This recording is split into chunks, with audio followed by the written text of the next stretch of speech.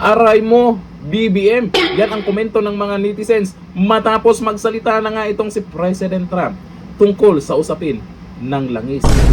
Tutulungan nga ba ang Pilipinas? O eto, ang sabi sa balita ngayon, kumuha kayo ng sarili nyong langis.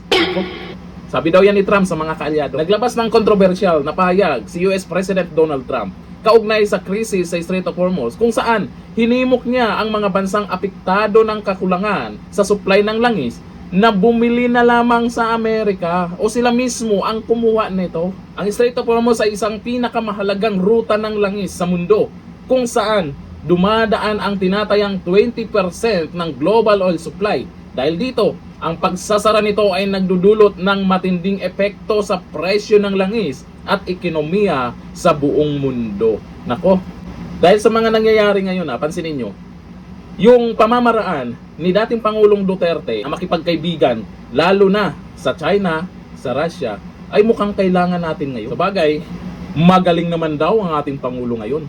Sabi ng mga loyalista, nga, makakahanap din ng paraan yan.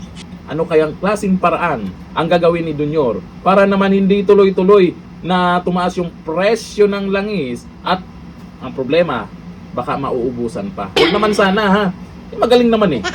Hintayin na lang natin kung anong gagawin nila. Sa mga bilihin ngayon, nako, tuloy-tuloy na tumaas na. O ayon dito sa mga, ni Kevin Dirama, sa pool si BBM. Nako po.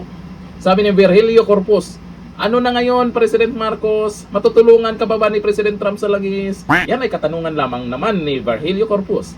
Sabi ni Dorothy Elizabeth, yan, iiwan din pala kayo sa ere. Amerika pa more. Sabi ni Abdul Jal, aray ko, BBM.